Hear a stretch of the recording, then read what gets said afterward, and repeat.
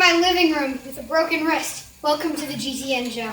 Welcome to the GCN show. This week, we're asking if cycling is changing. Why have we stopped doing certain things? From the plain weird to the stuff that was actually pretty good. We have also got yet more fuel on the helmet debate, 250 million euros for Parisian cyclists, and finally, some information on just what impact your new bike has on the planet. And if you're wondering, yeah, we did get the memo. Team kit.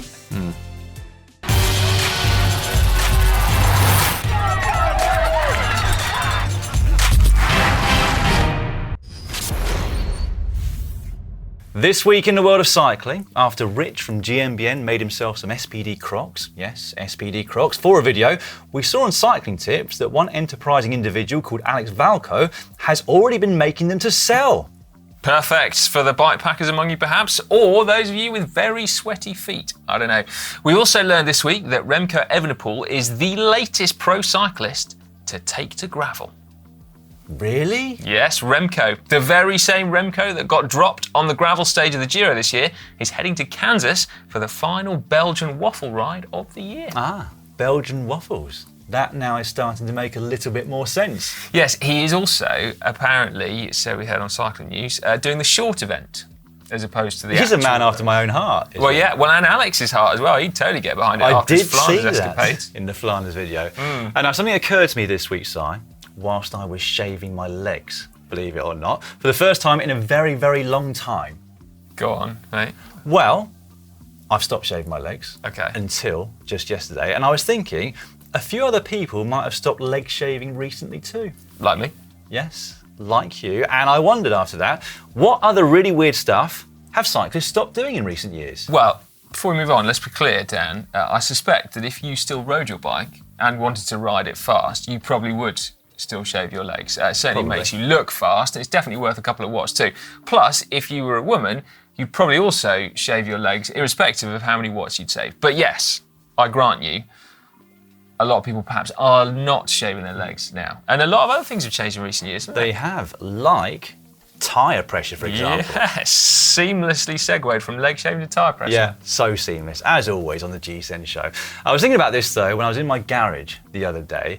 I had to move a bike out of the way in order to get to my nice electric lawnmower.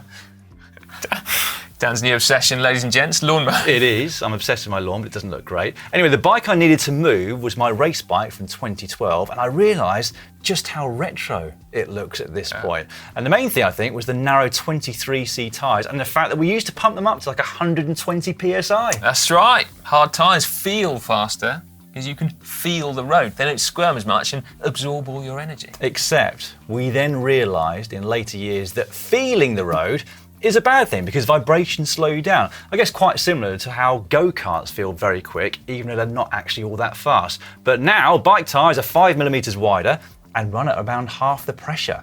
Does your lawnmower feel fast? It's unbelievable. Yeah, I thought so. You barely keep up with it. Now, I bet there are a few other bits on that bike that have been consigned to the history books, like the 1123 straight-through Campagnolo cassette, and also the 130mm stem. Yeah, which is completely slammed. Oh, yeah. That's gone the way of the 23mm tyre, though, isn't it? Well, yeah, I mean, not completely, but it's definitely going that way, isn't it? Many people slam their stems for fit reasons, but aesthetically now, I think thanks to aero spacers and integrated stems, you don't have to slam your stem to make your bike look good anymore. And I guess aero testing has also come on a long way and proven that lower at the front doesn't necessarily mean faster going through the air. True. Does it? Which is good news for backs everywhere.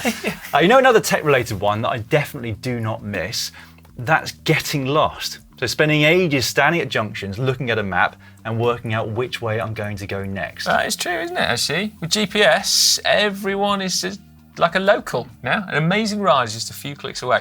Although one thing that has continued, just like with maps, route planning software still doesn't know exactly what the road is like. So occasionally you do end up bushwhacking on your road bike, wishing this time that you knew if there was an alternative route, but you wouldn't know because you've just got a dotted line on GPS. Yeah. On a completely different note though, I think cyclists in recent years have stopped drinking tea. That is a different note. This might be peculiarly British, so let us know if this is happening where you live as well. But years ago, cafe stops were all about pots of tea, weren't they? And cake, I guess, but vast pots of tea, refilled multiple times with free boiling water until every tea leaf had completely lost its reason for being.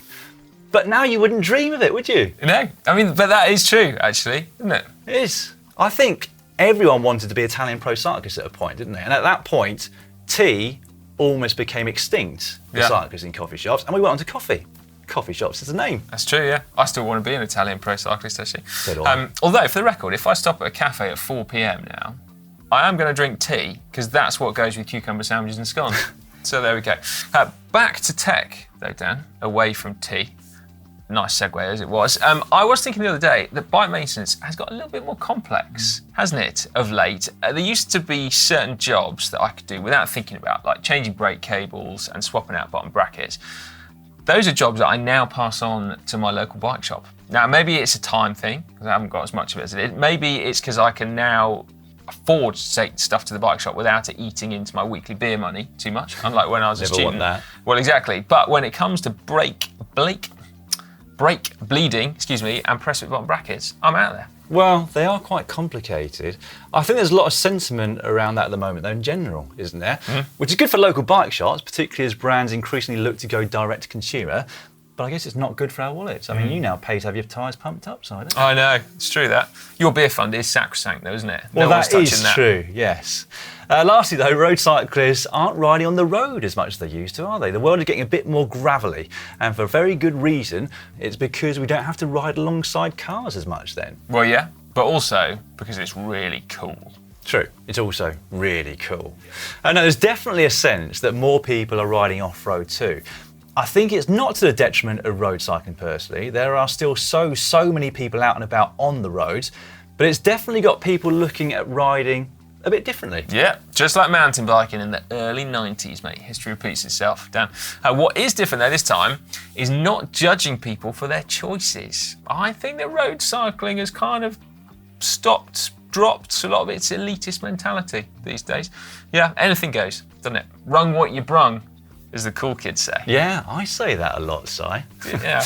Anyway, are there any cycling-related things that you always used to do, but you don't do anymore? Let us know in the comment section just down below. Yeah, meanwhile, we're about to get an update from Dan on his Zwift Academy. Aren't we? Just one final test to go before you get a tap on the shoulder and asked to become a professional cyclist again for Alps and Fenix? Just the finish line test. But anyway, here's how I got up to this point.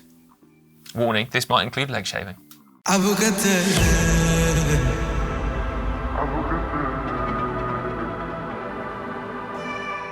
have just finished the penultimate hard session of the Zwift Academy, and I felt physically sick by the end of it. What's that old Greg LeMond saying? It doesn't get any easier, you just get faster.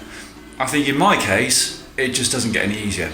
I don't think I'm going any faster, but we will see on the final test. Anyway, these are the stats for today's ride. 6 lots of 5 minutes around threshold. So for me, that is currently set at 2:30. So I did 5 minutes at 2:40, 5 at 2:30, 5 at 2:20, a longer break, and then ramping back up the other way. Until I felt sick, as I said. Roll on the last one, and then roll on the test. I'm starting the last hard session of the Zwift Academy. At this point right now, I feel a bit sad about that. I'm sure I won't do though in a few minutes time, 42 to be exact. That was not nice at the end. I will get back to you in a second. That is the last hard workout done. There you can see it. I increased my FTP bias to 105% after the first of the 3 intervals, which basically means my FTP was then set at 240 instead of 230. Just after I did that, I had a major fright, not because of the powers displayed on the screen being 10 watts higher, but because my TV went into standby for some reason, and I lost connection with the Zwift Companion app, and the erg went, and when I turned the TV back on, it said no signal.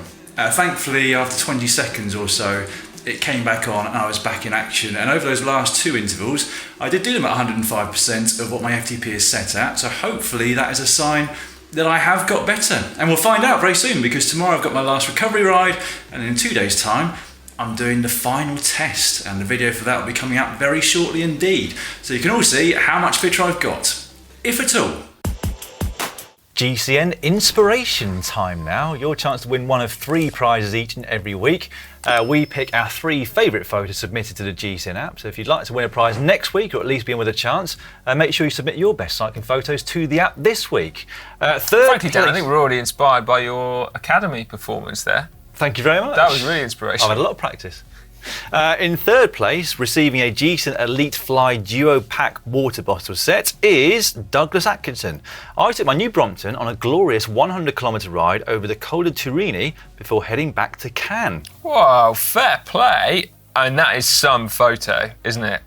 That's one of my favourite places in the world to ride bikes, and that photo kind of sums it up, doesn't it? Well, I can see why it is. I love that area as well. I mean, it just looks so relaxed on a Brompton as well, because you've got no pressure on your shoulders, have you? I'm on a Brompton, so I don't need to go that quick. Oh, I see what you mean, yeah. Well, you know, speaking of Bromptons, we'll get onto it later, but that is the GCN Plus documentary that's come out this week, actually. I went to Brompton to find out all about them. Yeah, so it's great. I got to interview the guy that invented it, the current CEO. Very nice chap. Very nice indeed. Yeah, that's great. Nice little jolly there. Anyway, moving on, shall we, to second place, winning a GCN maintenance book, a classic premium towel, only a small one though, is JENNYSBIANCHI. She said, an amazing bunch of women out learning everything there is about gravel. First session was a few weeks ago and I've learned so much. Here is us enjoying the last evening light before the dark sets in. How flipping cool is that? Amazing. We've had some brilliant sunset, should I say, where I've been based recently at home, my week off. Yeah, lovely. And in first place, getting themselves a GCN Word logo sweatshirt, a GCN Core blue beanie, and a GCN Classic premium towel. Have you got your new beanies? Right? I have. I have as well. I've been wearing it a lot, actually. Have you? Yeah. Yeah, I haven't. I mean, I'm not sure I can carry it off. I feel pretty age. cool in mine. I'm not sure whether I can carry it off. I'm going to wait until I lose my hair, which probably won't be long.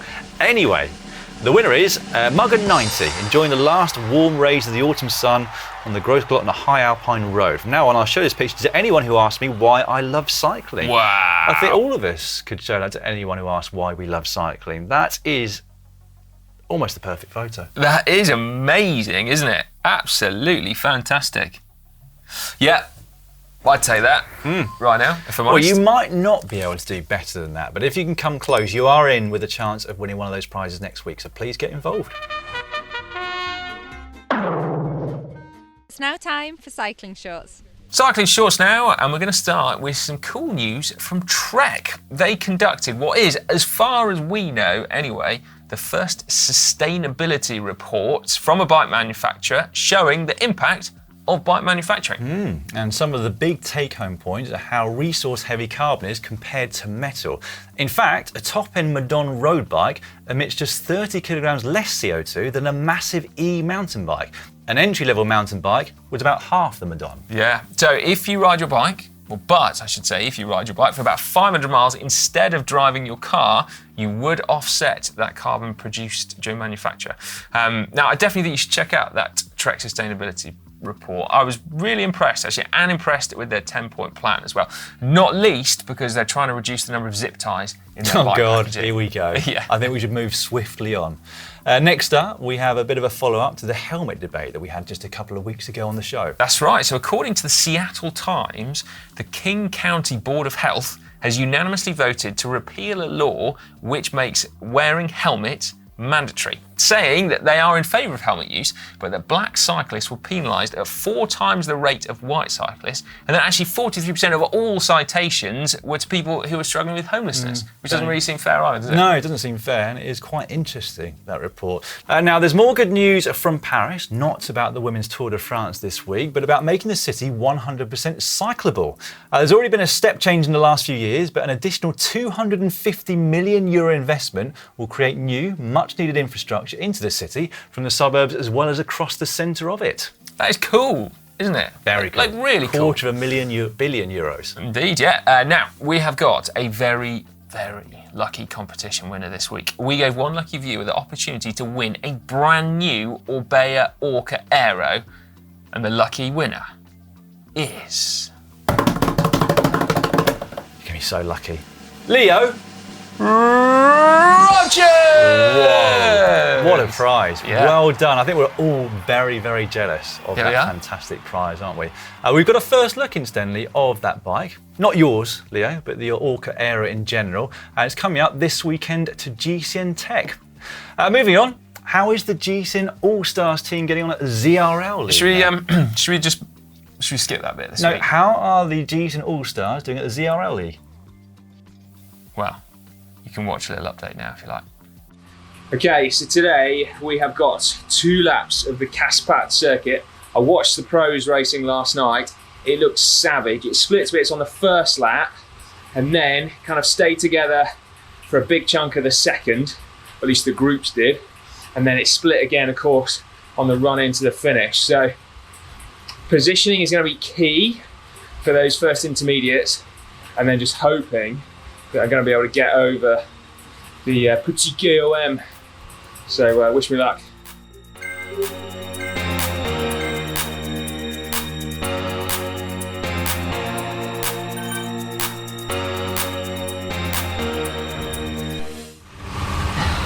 Getting towards the final KOM.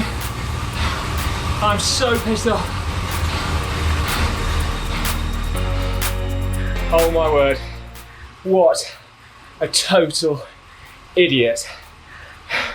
Like, I mean, honestly, what an idiot. Ollie and I made the split. There were 11 of us in the front group. I was just soft tapping just to recover for the second lap hostilities. I look up, see a little gap, sort of put in a lazy 400 watt turn to close it without realizing that the guys on the front have gone full chat, 10 watts per kilo. Now, fortunately, I had Bridgewood with me until he disappeared. It wasn't him getting dropped, it was his internet getting dropped, which is a cast iron excuse in my book. But anyway, we had Mark Threlfall caught me just within sight of the line, so he was in a group from 10 to 20th, and I was 21st, like a total idiot. I'm not cross because I didn't get a result, I'm just cross because I missed out on some fun racing. Instead, I plodded around at 340 watts, which felt miserable. Next week, we're gonna kill it. You watch, you watch. Hack / Bodge of the week now. We're going to start with a real life one, apparently. Well, yeah. So I got sent something through the post, Dan. Bodge. This Unless they're arrived 3D printed. to GCN HQ. 400 zip ties or cable ties from Amazon. Various different sizes for your bodging needs. Anyway, there was a gift card, fortunately, with it. We overcome that which we dread by embracing it. Spread the joy among the wonderful team from Too Old for This. That's not you, is it? No, I've embraced it. Okay. Well, there we go. Anyway, thank you, Too Old for This. I'm touched, really, that you thought about. What are you going to use them for? Well, this is the dilemma, isn't it? Because I've now got like 400 zip ties. Well, send us a picture in each week, mate. And in, how many have you got? 400? 8 years' time. We'll see where you're up to. Anyway. I might try. Thank you very much. I might have. have some of them because I find them very handy. All right. Which ones do you want? Big ones or small ones? I use some to put some metal against a gate where the bar's too narrow, and therefore our young puppy can get through the gate because he's so skinny. But now he can't get through. Anyway, we're getting vastly off topic here. That's nothing to do with cycling at all. The next cycling-related hack or bodge came in from Gangster. Breaking my brake. My bespoke Research Dynamics Coyote Pro 4 mountain bike that served me as a trusty gravel bike had a little bit of an issue during my last ride. I noticed loss of braking power from the rear brake and realised one of the bolts in the rear caliper had worked its way loose and eventually out. Rather than having absolutely no brakes, I was able to utilise a zip tie. Which and size? have some rear braking, which made the ride a bit spicy at times, but still safer than having no brakes whatsoever. You're looking at one of these. It doesn't look like you could trust it with braking power, but they're remarkable inventions. At least it'll aren't give they? you a chance of braking, which he didn't have at that point. True. All right, fair enough. That is a roadside hack, and the very purpose of a zip tie in a I'm going hack as well, but people were almost on the fence. 56% went for hack and 44% for bodge. Well, yeah, fair enough. Okay, I can see why that would split opinion. On to BRAKESMADLY, who sent this in. When the cage on my front mech broke, I didn't want to give up on it when it otherwise worked perfectly. I thought it just needed reinforcing externally. It didn't necessarily need to be pretty, but how? Enter an SPD cleat washer cut to leave a U shape glued in place, and it works very well. Oh my word. Well, fair play. That is cool, because I've noticed you said it's a DI2 front mech fix. That's not a cheap replacement, actually. Because of the global parts shortage at the minute, you might be waiting a while for your new DI2 mech anyway. So definite hack then. To my mind, yeah, that is a hack. It's not pretty, like you say, but and maybe that's genius. why 46% of people voted bodge. But yeah, if it keep you going, save you money, and maybe keep you going because there's no front mechs of a similar nature on the market at the moment. That's Happy right. days. Okay, next up, this one from Phil Laws. Any recommendations to fix the bottom bracket? Looking for a hack to fix the squeak on my bottom bracket. Must remember to clean my turbo bike. I think that's the first ever request. Hack Yeah, of bodge you've had, isn't it? That is a mess, isn't it? Like, I can see that you have sweated a touch on that bike. That's absolutely Does it remind you of some of your bikes, does it? Yeah, it does. Yeah. No, that's the nice thing about a carbon bike. No one ever talks about that, but it doesn't corrode when you sweat on it. Yeah, on your turbo trainer. But yeah, that's just heinous, isn't it? It is. Well, I'm going to go bodge. Oh, well, yeah. Even though they were asking for some help on that one. Finally, Dogecoin wrote in with this. I was leaving uni yesterday when I saw this at the bike rack. Can't figure out why the handlebars would be like that. Anyone have any ideas? Well, this is a handlebar arrangement you used to see a lot in the UK, didn't you? Did you? Well, I did. Yes. Really? With the bars turned upwards, almost like people just didn't know how to set the bars up in the first place. Well, that is weird because you'd be holding onto your brake levers. Every time you hit a bump, you'd slow down. I honestly used to see it a lot of the time. Yeah. Well, I suppose, you were saying earlier about dodgy backs. That would give you a nice upright position, wouldn't Well, it? maybe it was a fashion thing. Because there's some fashion things on bikes, aren't there, which don't make them work any better. They make them work a whole lot worse. But people still do that. Well, I don't know. If it was a fashion thing, no one told me. Yeah. But then that probably won't surprise many of you. And that doesn't actually look very fashionable now anyway. So I'm going to go bodge. Yeah, bodge for that. You said it was finally. There is one more. Oh, is it? From David G. Yeah, a nice one. Storage closet at the local bike shop. There we go. For any race cool. fans, check it out. Yeah, hack. Hack 13 mounted upside down. That's very good. Yeah. Did you ever like races that number 13? I You ever don't had number 13? think so. I would have just had them both the same way up as normal though, if I had. I can imagine you would have done, yeah. It's not like you could have worse luck. Don't believe in that rubbish. Right, anyway, thank you very much, as always, for sending in your hacks and bodges. Thanks, even, for sending in enough zip ties to hopefully get me through the rest of my life. But yeah, if you want to take part next week, remember, just upload your hacks and bodges to the GCN app. And, of course, there's so many up there. You don't want to wait for next week. You can always just peruse what other people have uploaded and get voting. Right, caption competition now, that part of the show where you get a chance to get a coveted GCN Elite water bottle. Not a pro customised one though, but you could probably do that, I guess. Anyway, we will give you the results from last week. As always, it was this photograph of Tadej Pogacar at the Tour of Lombardy. It's not that anymore, is it? At Il Lombardia. The winner, Dan?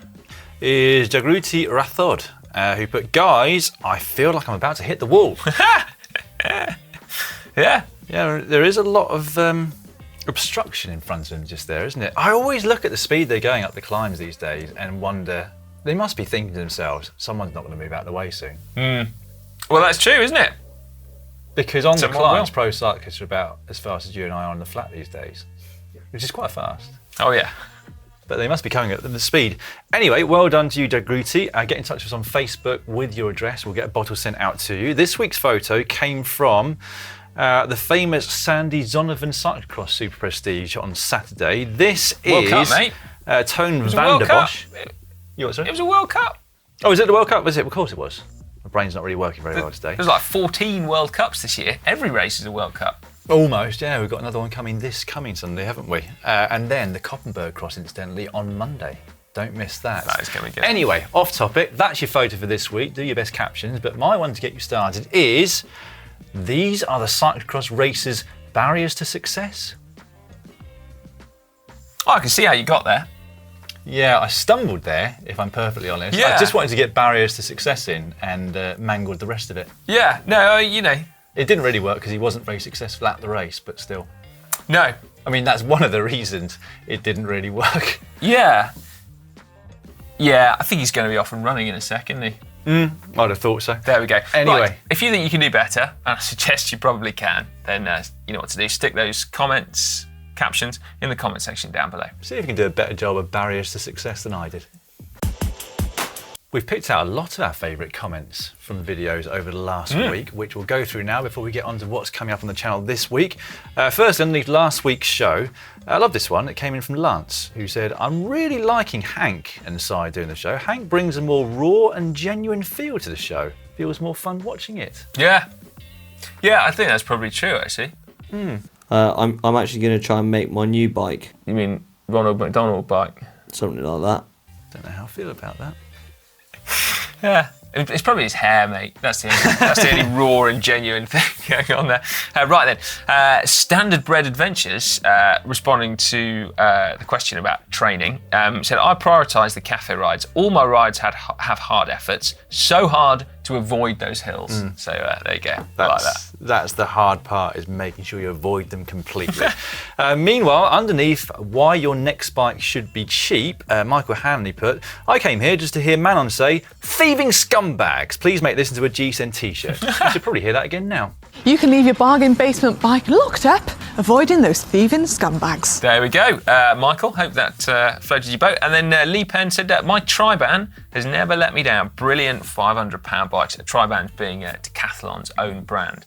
And We know that first-hand side, don't we? we do indeed, yeah. There's a GCN Plus documentary coming. Dan and I revisited Cheap Bike versus Superbike, but we ended up going to wind tunnels and science labs, all sorts of stuff. So make sure you check that one out. I think it's coming in a couple of weeks. I don't want to ruin the conclusion, but I won. Right. No, I didn't. You'll have to watch it to see. Meanwhile, underneath, how fit is our amateur cyclist now? Ed Coupe.